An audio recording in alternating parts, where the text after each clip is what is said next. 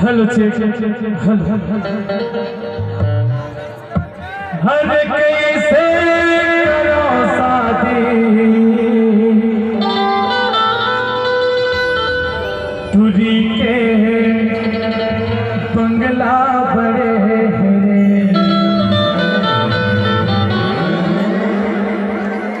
बंगला बड़े बंगला है लेकिन ओकरा से बड़े मूर्ति रहेगा। मार चरित्र ला पहिन के आगे हस्तूरी फुरी अरे कैसे करो शादी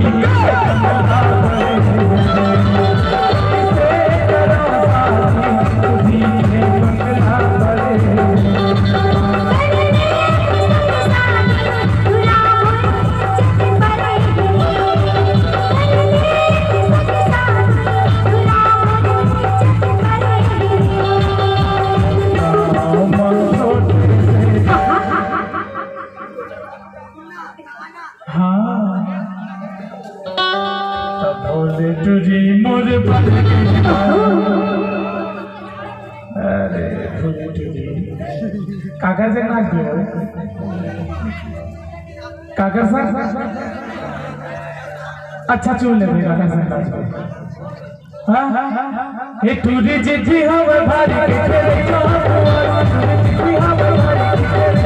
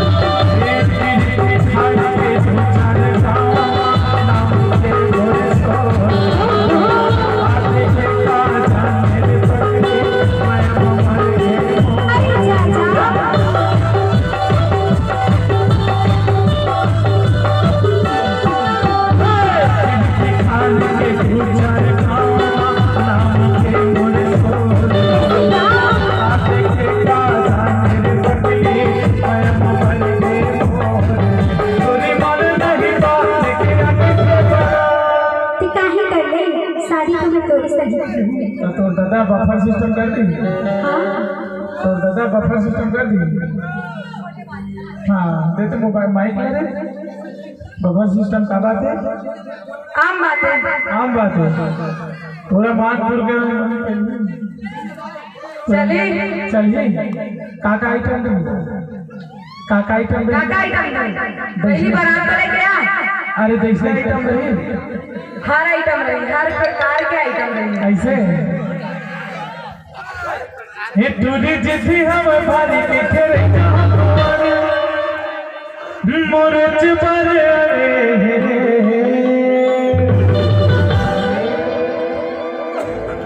कैसे करो शादी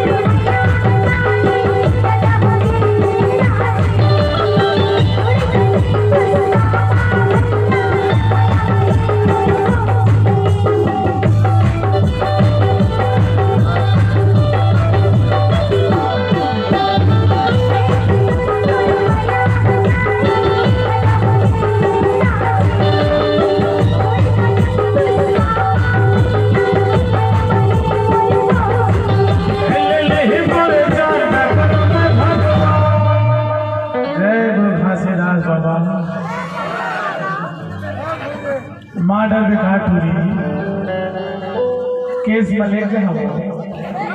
लेक जाओ वो तोर बंगला बड़े बड़े ले मोर जान का करम भगवान औ फुर्सत एला कहे रे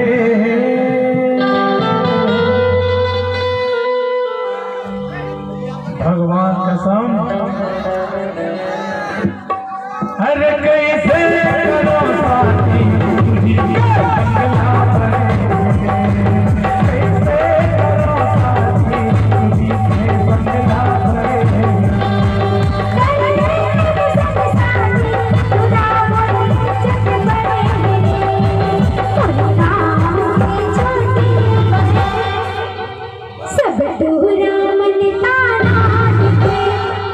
बंगला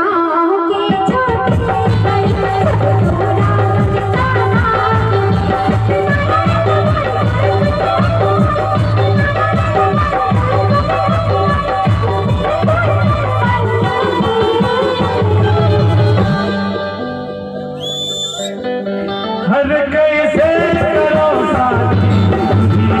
दुनिया